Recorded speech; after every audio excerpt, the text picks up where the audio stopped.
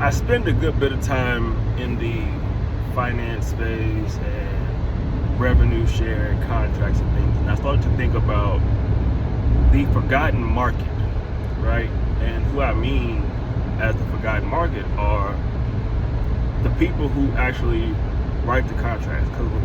Because what many don't know or don't understand is that many professionals in this space are writing contracts for athletes and doing these deals and working overtime and doing these 14, 15-hour days and the high pressure and the high stakes environments for athletes who are making 4, 5, 6, sometimes 10 times more than they're making.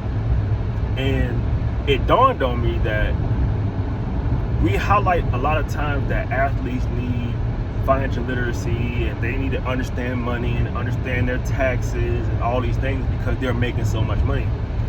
But I think the professionals who are writing these contracts and doing these deals and negotiating and managing also need to have financial literacy and also need to have understanding of their taxes and understanding of the implications and what needs to be substantiated at the end of the year to justify whatever your tax filer's status is, right?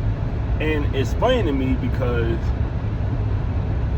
most of the people who are yelling and screaming about athletes need financial literacy are the main ones who are the culprits of the market being where it is.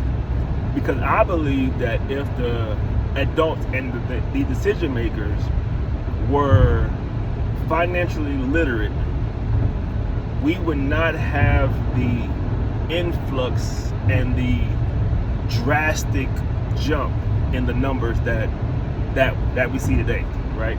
And it's no knock on them because I mean we all know it's not something that was heavily taught in every high school, or it wasn't something that people grew up around. But my revelation here is you have more people in the position of power making financial decisions without financial literacy, without being literate in percentages and economics and taxes and strategies and budgeting and forecasting. It's no knock on them, but I do think that if we want to actually sustain or level out or fix, right? If we want to fix this industry, if we want to fix the market, you can't fix the market by policing the athletes. You can't fix the market by policing the agents. Not from what they do, right? Now, not from their active involvement. You have to police the intelligence and the structure and the governance around those who are writing the contracts. And it's easy to say, go and hire a finance guy or go and, bring in investment bankers and those type of people who deal with like money. But I don't think they fit in this space either, because you also have to have a level of understanding the sports. So it's not just checking the box and consolidating and reconciling numbers. It's you have to understand the industry. You have to understand the behaviors and the relationships and all these things. So as I sat back and I started thinking about what's truly missing in this space, it's not a labor argument. It's not a, should we put a cap on, athlete compensation, because none of that actually matters until you fix the top.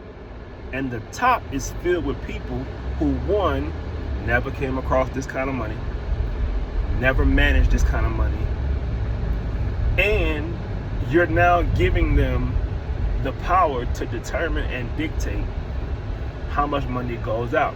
And because it's not theirs, they don't operate the same level of stewardship that they would if it was theirs. And I say that to say, you're not going to fix this industry until you fix the people who are making decisions in the industry. And what that looks like is they have to be financially literate. They need to be financially literate in their own finances first. But just we should understand how they handle money before you put them in a position to understand how the money works. And I'm a firm believer that I'm not the end-all be-all expert, but I've seen enough, I've done enough, I've been in enough spaces to understand that dollar cost averages, opportunity costs, budgets and forecasting isn't something that you can wing. It isn't something that you can just say, we'll figure it out, or it ain't my money. Like, you can't have that approach, because everybody's job is predicated on this money. And if we don't take it serious, you will not only destroy the market, you'll destroy your trajectory in your career. You'll also destroy the mental models that these athletes have when they when they feel like, oh, this money was just given to me too easy. It's because it was given to them too easy. Nobody really had a plan, right? So their mental models and the way that they process things is skewed, because it's just like them going to school for free.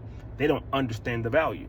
So they're not going to take it serious. They will think it grows on trees. They will live a lifestyle that is not conducive to the real world at that level of education. So if we're going to fix this industry, you have to fix the people who are dictating what compensation level an athlete receives.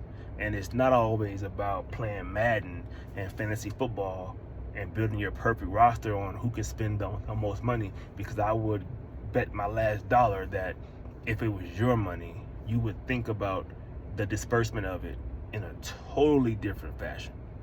But because it's not yours, you're treating it like it's monopoly. You're taking risks that don't make no sense. You're just doing whatever because it looks cool, because it's not your money. And that's the problem that I see happening in this industry, is that because it's not their money, the way that they steward over the money is either too free or lack of judgment.